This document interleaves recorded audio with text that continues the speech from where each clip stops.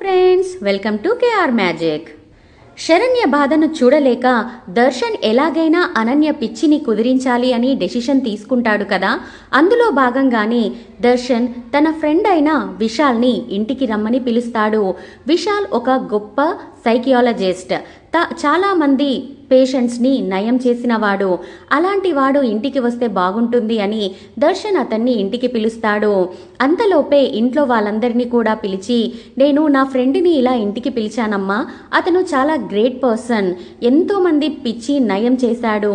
అలాంటి వాడు ఒక్కసారి వదిన్ని చూశాడంటే మనకి ఖచ్చితంగా ఏదైనా సొల్యూషన్ దొరుకుతుంది, వదినకు ఖచ్చితంగా పిచ్చి తగ్గుతుంది అని దర్శన్ చెప్తూ ఉంటే ఫ్యామిలీ మెంబర్స్ అందరూ కూడా చాలా హ్యాపీగా ఫీల్ అవుతారు.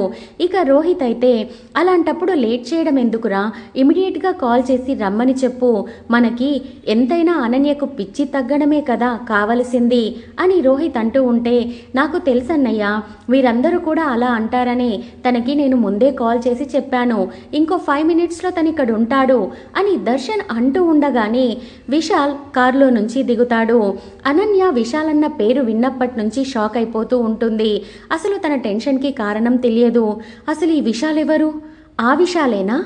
నాకు పరిచయం ఉన్న విశాలేనా అని మనసులో అనుకుంటూ ఉంటుంది. ఇక విశాల్ కార్లో నుంచి దిగి చాలా స్టైలిష్గా ఇంట్లోకి వచ్చేస్తాడు. దర్శన్ని పలకరిస్తాడు. ఫ్యామిలీ మెంబర్స్ అందరినీ కూడా పరిచయం చేసుకుంటాడు. అనన్య మాత్రం విశాల్ని చూడగానే తన ముఖాన్ని తన 2 కాళ్ళల్లో పెట్టుకొని మోకాల మధ్యలో పెట్టుకొని కనిపించకుండా చేతులు నక్కేసుకొని కూర్చుంటుంది. ఇక అందరూ కూడా, అనన్య డాక్టర్ వచ్చారు, ఒక్కసారి తనని చూడమ్మా అని పిలుస్తున్నా కూడా, ఎంతలా బతిమిలాడుతున్నా కూడా అనన్య మాత్రం ముఖాన్ని చూపించదు. విశాల్కి కూడా డౌట్ వచ్చేసి అసలు ఎవరా అని అలాగే తొంగి తొంగి చూస్తూ ఉంటాడు. అనన్య మాత్రం తన ముఖాన్ని అస్సలు పైకి చూపించదు. కాంచన కూడా, అమ్మా ఏంటమ్మీ ఇలా చేస్తున్నావు, నువ్వు ఎందుకు ఇలా చేస్తున్నావు, నీకోసమే దర్శన్ బాబు డాక్టర్ని పిలిపించాడు, డాక్టర్కి చూపించుకున్నావంటే నీ పిచ్చి తగ్గిపోతుందంట, ఒక్కసారి నీ ముఖం చూపించమ్మీ అని ఎంత తల పైకెత్తుతున్నా సరే అనన్య బలంగా ఆ తలని కిందికే తూసేస్తూ ఉంటుంది. ఇక ఇలా కుదరదు అని ఫ్యామిలీ మెంబర్స్ అందరూ కూడా కలిసి అనన్య ముఖాన్ని గట్టిగా పైకి లాగుతారు.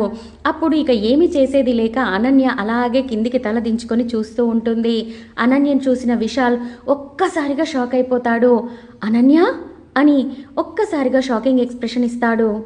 మరి విశాల్కి అనన్యకి పాస్ట్లో ఉన్న స్టోరీ ఏంటి? అసలు వాళ్ళిద్దరూ లవర్సా? అనన్య విశాల్ని చీట్ చేసిందా?